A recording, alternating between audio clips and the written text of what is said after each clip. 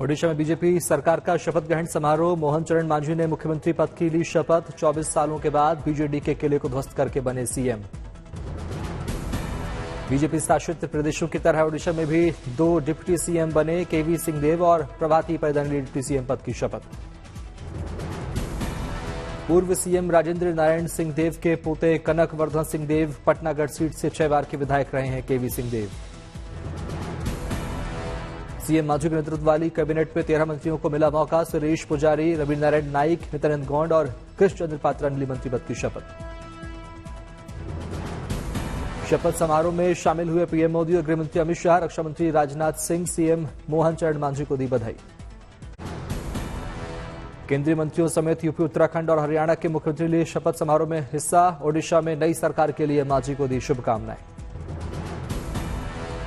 BJD chief नवीन पटनायक शपथ समारोह पहुंचे। गृहमंत्री अमित शाह, जेपी नड्डा और नितिन गडकरी ने की मुलाकात। शपथ समारोह में दिखी ओडिशा की सांस्कृतिक झलक, कलाकारों ने दी नृत्य की प्रस्तुति। शपथ समारोह में साधु संतों ने लिया हिस्सा। भारी संख्या में जुटे बीजेपी कार्यकर्ता और समर्थक। साधु संतों ने मोहन चरण मांझी को पहनाई फूलों की माला। ओडिशा में आई बीजेपी की सरकार के लिए दिया आशीर्वाद। भुवनेश्वर में ओडिशा के सीएम मोहन चरण मांझी ने संभाला कार्यभार। कैबिनेट मंत्रियों के साथ लोकसेवा भवन में ली पहली बैठक। ओडिशा के बीजेपी चीफ मनमोहन सामल ने कहा, 25 साल बाद ओडिशा में पहली बार बनी बीजेपी की सरकार। हमारे कार्यकर्ताओं का अखंड परिश्रम। ओडिशा की नई सरकार पर राज्य के बीजेपी चुनाव प्रभारी विजयपाल सिंह तोमर ने जताई खुशी। कहा, पीएम मोदी की सरकार जो कहती है वो करती है। मध्य प्रदेश के सीएम मोहन यादव ने ओडिशा के सीएम मोहन चरण मांझी को दी बधाई। कहा, पीएम मोदी की अगुवाई में ओडिशा में डबल इंजन की सरकार।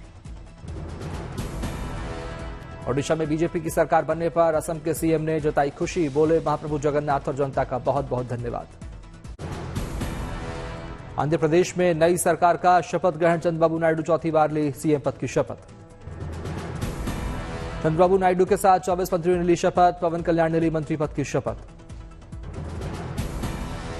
चंद्रबाबू नायडू ने गुलदस्ता देकर पीएम मोदी का किया स्वागत। पीएम मोदी ने गले लगाकर दी बधाई। शपथ ग्रहण समारोह में जेपी नड्डा और अमित शाह, नितिन गडकरी समेत कई दिग्गज भी हुए शामिल। कई राज्यों के सीएम भी रहे मौजूद।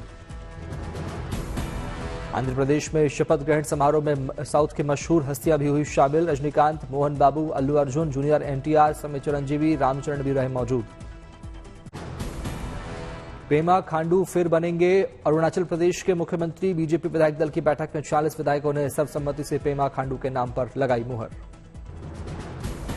अरुणाचल प्रदेश के मनोनीत सीएम पेमा खांडू के साथ बीजेपी के प्रतिनिधिमंडल ने गवर्नर से की मुलाकात। राज्यपाल कैवल्य त्रिविक्रम पटनायक ने सरकार गठन के लिए दिया निमंत्रण। बीजेपी विधायक दल के नेता चुने जाने पर पेमा खांडू ने शीर्ष नेतृत्व और पार्टी कार्यकर्ताओं का जताया आभार। कहा, अरुणाचल की जनता के आशीर्वाद से बन रही हमारी सरकार।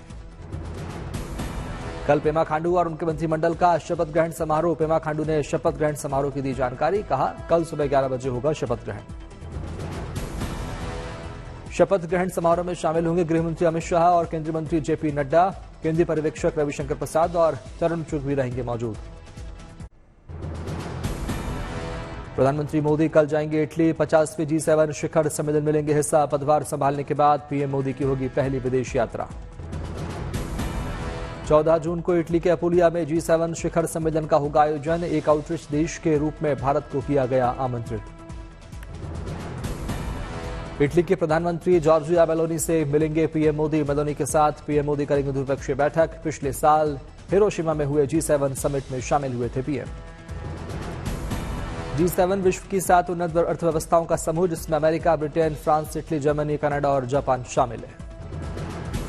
विश्व के नेताओं के साथ भारत और वैश्विक दक्षिण के लिए महत्वपूर्ण मुद्दों पर होगी बात। शीर्ष नेताओं में अमेरिकी राष्ट्रपति बाइडेन, फ्रांसीसी राष्ट्रपति मैक्रो, जापानी पीएम किशिदी और कनाडा के पीएम ट्रूडो का नाम शामिल। पीएम मोदी ने कुवैत में आग की घटना और बचाव कार्य की समीक्षा के लिए बुलाई आपात बैठक। विदेश मंत्री और आला अधिकारी रहे मौजूद। कुवैत अग्निकांड की घटना पर पीएम ने जताया दुख। घायलों के जल्द ठीक होने की प्रार्थना की। हाई लेवल मीटिंग में पीएम मोदी को दी गई ये जानकारी। बैठक के बाद विदेश राज्य मंत्री कीर्तिवर्धन सिंह कुवैत रवाना। बिल्डिंग में अग्निकांड के बाद कुवैत के डिप्टी पीएम शेख फहद यूसुफ सऊद अल सबा ने घटनास्थल का किया दौरा, बचाव और राहत कार्य के दिए निर्देश।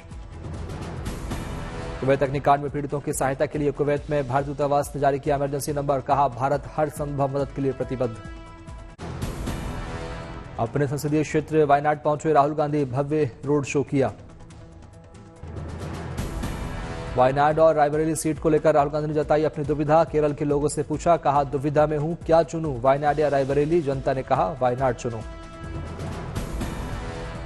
राहुल गांधी ने कहा वायनाड के मतदाताओं का हूं शुक्रगुजार। राहुल गांधी ने वाराणसी सीट पर पीएम मोदी को मिली टक्कर का किया जिक्र, कहा मुश्किल से जीते पीएम मोदी। राहुल गांधी ने बीजेपी पर साधा निशाना, कहा विपक्ष ने बीजेपी को झटका दिया। बिहार के डिप्टी सीएम विजय कुमार सिन्हा ने राहुल को घेरा, बोले क्यों केरल भाग गए राहुल, अमेठी से क्यों नहीं किया नामांकन। बिहार के डिप्टी सीएम सम्राट चौधरी का राहुल परिवार, कहा राहुल रखें याद, जवाहरलाल नेहरू के बाद सहानुभूति पर बनी कांग्रेस की सरकार। आरजेडी नेता रोहिणी आचार्य ने बीजेपी पर कसा तंज, कहा जनता तय करे बीजेपी ने कितने झूठे वादे किए, बिहार के लोग बोल रहे हैं हमें झुंझुना पकड़ा दिया। समाजवादी पार्टी के सांसद अवधेश प्रसाद ने बीजेपी पर बोला हमला, कहा 2027 के चुनाव में बीजेपी का होगा पूरा सफाया, हमारी शक्ति बड़ी है। बीजेपी नेता अनुराग ठाकुर ने बीजेपी कार्यकर्ताओं की मेहनत को सराहा, बोले चारों सीटें जीतकर हिमाचल प्रदेश ने 100% रिजल्ट दिया। नीट परीक्षा मामले में दिल्ली हाईकोर्ट ने एनटीए को भेजा नोटिस, 5 जुलाई को होगी सुनवाई। नीट परीक्षा को लेकर 7 अलग अलग हाईकोर्ट में दाखिल हुई याचिकाएं, सॉलिसिटर जनरल तुषार मेहता ने कहा सभी याचिकाएं सुप्रीम कोर्ट में ट्रांसफर करने की करेंगे मांग।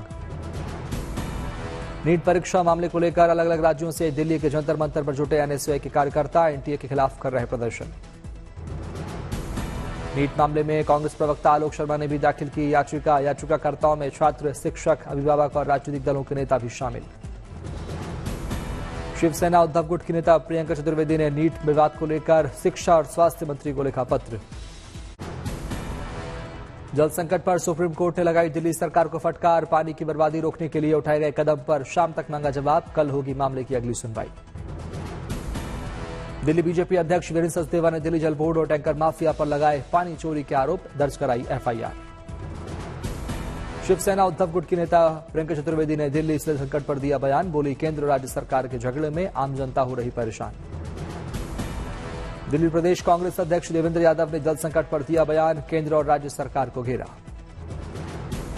दिल्ली जल संकट पर आम आदमी पार्टी विधायक सोमनाथ भारती ने एलजी पर लगाया आरोप, बोले एलजी साहब हमारी योजनाओं पर लगा देते हैं रोक। दिल्ली में बढ़ती गर्मी के बीच मौसम विभाग का अनुमान, पूरे उत्तर बेल्ट में फिलहाल बनी रहेगी हीटवेव की स्थिति। हीटवेव को देखते हुए बिहार, पूर्वी उत्तर प्रदेश, झारखंड में रेड अलर्ट जारी। हालांकि आज से 5वें दिन यानी 17 से 18 तारीख को कम हो सकती है प्रचंड गर्मी की स्थिति। 18-19 तारीख तक बिहार में तूफान की संभावना। औरैया में भीषण गर्मी से लोग परेशान, 45 से 47 डिग्री तक के तापमान पर सूर्य देवता बरसा रहे हैं आग। भीषण गर्मी के प्रकोप से बचने के लिए लोग घरों में बंद, भीषण गर्मी के कारण गन्ने के रस की बिक्री में उछाल।